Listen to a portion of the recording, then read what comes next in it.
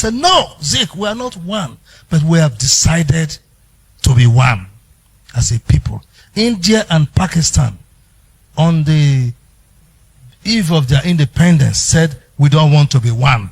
British separate us. And they were separated. Many people talked about restructuring, the need to restructure Nigeria. It became a tribal thing. It became an ethnic talk that there's need to restructure Nigeria. Some people even thought of restructuring Nigeria to mean state creation. Some people thought of restructuring to mean things that are personal to them. Some thought of restructuring in different forms. And I sat down and wondered what would be the need for Nigeria and for the good of Nigeria and for the interest of everybody, not just this scattered interest. You will see that at the time we had Afenifere people talking of restructuring Nigeria. You hear Ohaneze Ndibo talking of restructuring Nigeria. You hear of all different parts of Nigeria talking about it. But many out of this desire were just selfish, personal. So I now came up with the idea and traced the history of Nigeria from the colonial period, how Nigeria was united, how it was disintegrated by different forms and functions. The unification of Nigeria, the North and South dichotomy, and the regionalization of Nigeria, and then the creation of states. All this affected Nigeria. There's a lot of sentiment by Nigerians on the whole idea of restructuring. Some believe that if you restructure, they will be marginalized. Some believe that if you restructure Nigeria, their economic interests will be affected.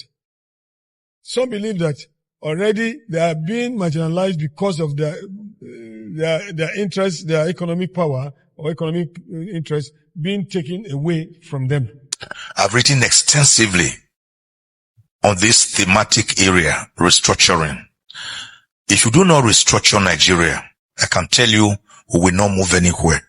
You may call it different names, devolution of power, through fiscal federalism, by whatever name. The important thing is that the current system we operate is too behemoth, too elephantine, too unruling, that it can't work, can never take us to El Dorado.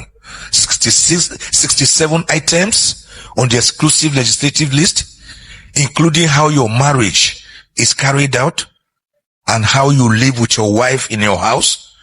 It can't work. I therefore believe that this book has come at the right time when members of the Patriots are also clamoring for this new constitutional dispensation. And without a brand new constitution, agreed to by the people after extensive debate and subjected to a national referendum, as was done to the Constitution of 10th August 1963, that birthed the Midwest region, the old Midwest region from the Western region, we cannot move anywhere. Let us not deceive ourselves. We are tottering. We are going without a compass. In the first instance, I must make it clear, the steps taken by the National Assembly for restructuring is completely wrong. Absolutely wrong. The National Assembly is only a minute number of people who are affected by the current situation of Nigeria. So, if they are to do restructuring, let there be a body, like during it was Babangida's period where we had Constitutional Assembly. We had also a body during Jonathan's period for restructuring or constitutional change in Nigeria. This is what they're supposed to do. If you look at the gathering in Hilton, how many people were there to air their views and propose ideas on how to restructure Nigeria? Very few. So that does not represent the whole interest of Nigeria and Nigerians. There should be a way out where majority of Nigerians will be put together and they speak for the common interest of their people, for the purposes of restructuring Nigeria, both constitutionally, geographically, and other means of restructuring. The steps they are taking is not right for the interest of the general of Nigerians as a whole. What steps should we take to get some of these thematic areas you mentioned in your book? What steps do you think we can take to make it right? Now, I have said that earlier on that state creation was a good idea in restructuring Nigeria. Before the state creation, we had regional government. And the regional government didn't work well because there was a dichotomy between the minority and the minority ethnic groups and majority ethnic groups. And the minority felt they were being humiliated and they continued in the protest. And so the thing went on and states eventually were created. When states were created, some other people also thought they were being marginalized. But then it was a better step than the regional government. Now, in the book, I proposed what we call provincial system of government. The provincial system of government is what we now have as the geopolitical zones forming their own system of government. Now, the geopolitical zones are made up of states. I give you an example of South-South, for instance. South-South is made up of about 6 states. And the 6 states will form the province in Nigeria. Now, the 6 states will locate where the headquarters will be. And when they locate their headquarters, they will now have their own legislative body. Why the state legislative body, that is the House of Assemblies, Houses of Assembly, will remain. And there will be a provincial House of Assembly. You understand? Now, from the state provincial House of Assembly, we will also now have the Senate also coming from the province. Now, I propose that the idea of House of Representatives should go. The idea of Senate remains. But then it will also reduce the number of senators because each province will now, well, not by nomination, by election, have up to 10 people from each province representing them at the Senate. So if you say 10 times 6 provinces, that is how many? That's 6. 36. 10 times 6. That's 60 senators instead of 100 and something. And that goes a long way to reduce costs, bring the best brains in the administration of Nigerian legislative system. Now, the same thing goes with the judiciary. The state high courts will remain. That's my own proposal. The state high courts will remain. And with the state high court, there will be a provincial court of appeal. Still, there will be federal court of court of appeal for the national level. Now, with the provincial court of appeal, we now have Supreme Court. So there will be no need for appeal from state to province to federal high court to all sorts of levels. We now have state to province to Supreme Court. That shortens the long run where judgment is being delayed for more than 1, 2, 3 years. In fact, Supreme Court now can keep your case for more than 5 years if you've not gotten judgment. So this reduces the number of years people will spend in getting judgment. Our father said, we want to be one. Then they now said, these are the principles on which we are going to stay together. We are fundamentally derogated. We are fundamentally departed from those foundational principles. So when people talk about restructuring, whether it is fiscal regime, or it is devolution of power, or it is any other thing, it is saying that let us try as much as possible to erect those pillars that our fathers erected as guiding principles for the Nigerian Federation, which all countries do. And that is what happened in America after 1776. George Washington, Thomas Paine, and Jefferson and all of them, Federalist Papers, agreed these are the principles for the American Constitution.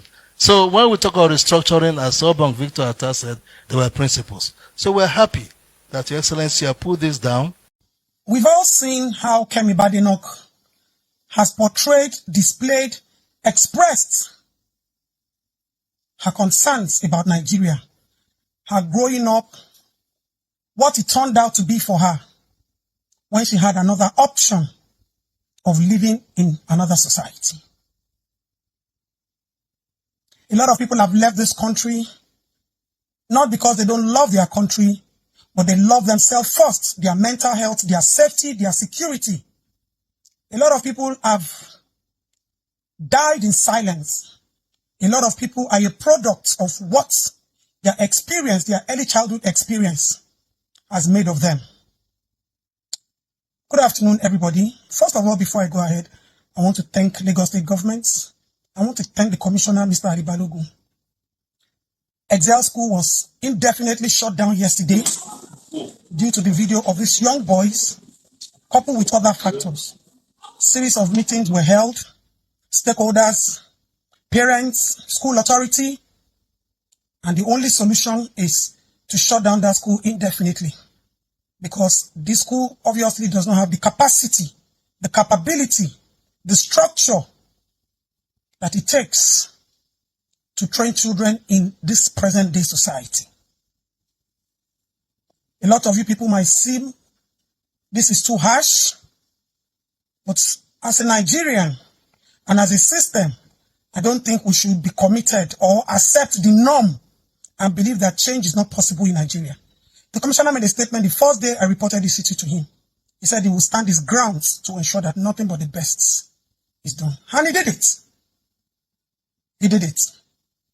So for now, I'm only giving you this update because I owe you all the responsibility to let you know that Excel School has been shut down indefinitely. This is not the kind of children, future leaders that we want to raise. This is not what we want to accept as a norm.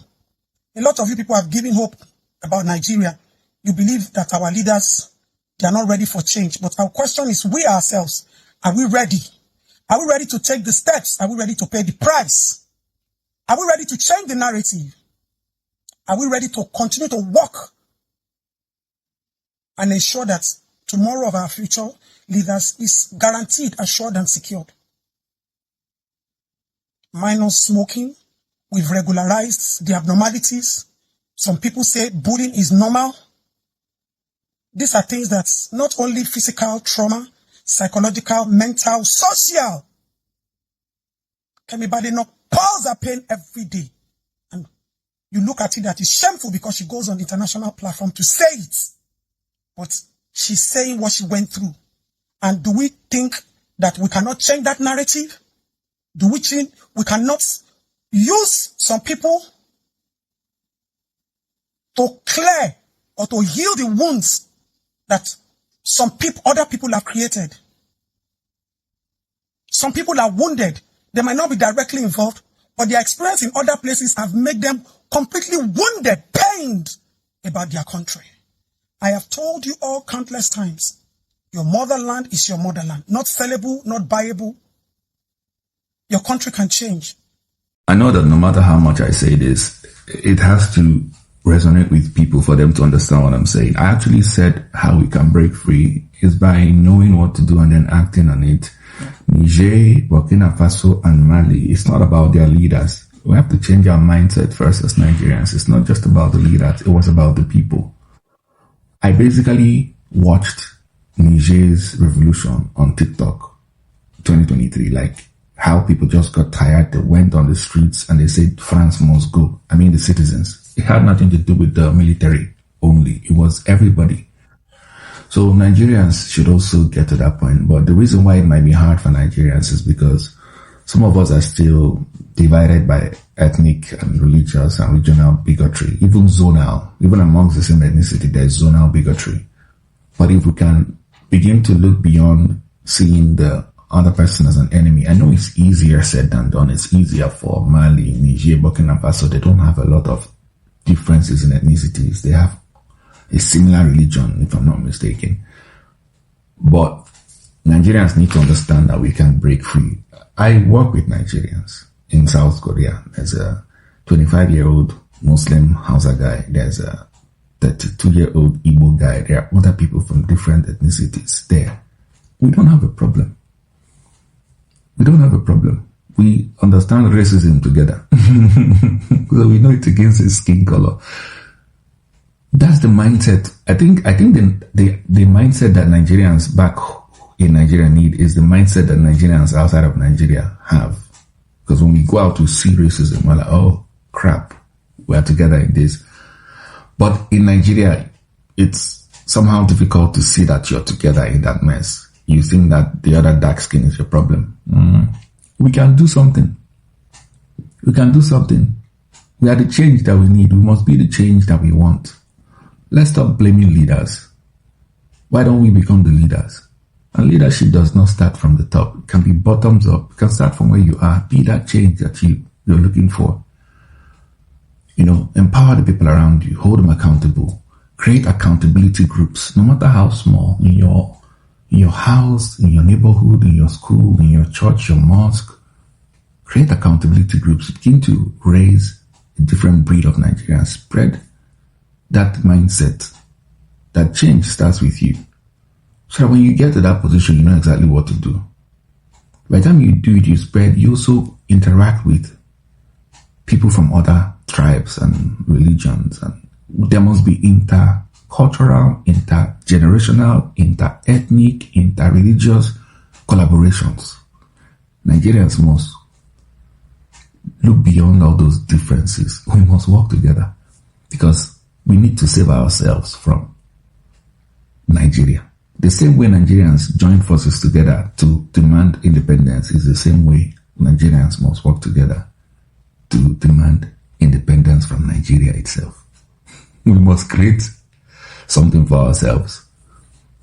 And it's got to be autonomous. It doesn't have to be together. We don't have to do things the same way. We can't. America is a scam. Land of the free, home of the brave. For who? Aren't you guys seeing what's going on there? There's nothing like that. People must live and govern themselves how they can cope. Unless it's biracial, bilingual, by people who have mixed cultures can live together and have no culture person. America is a shame because of that.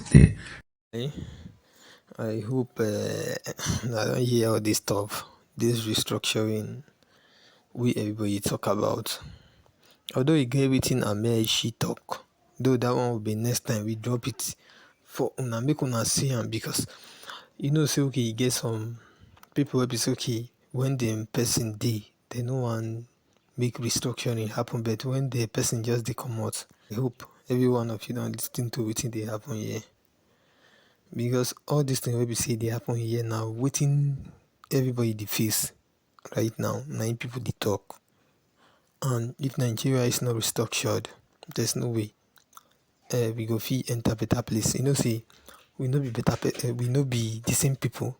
We be different people from different states. You understand? So another person no fit just come to my own state that want to make use of my own resources, just like the way everything is happening now.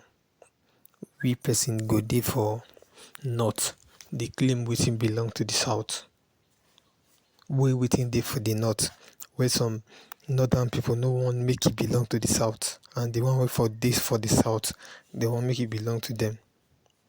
Okay, is it wiseness or wetin be this one wey be say e dey happen? If they don't restructure, I don't think everything go well because of the way they go.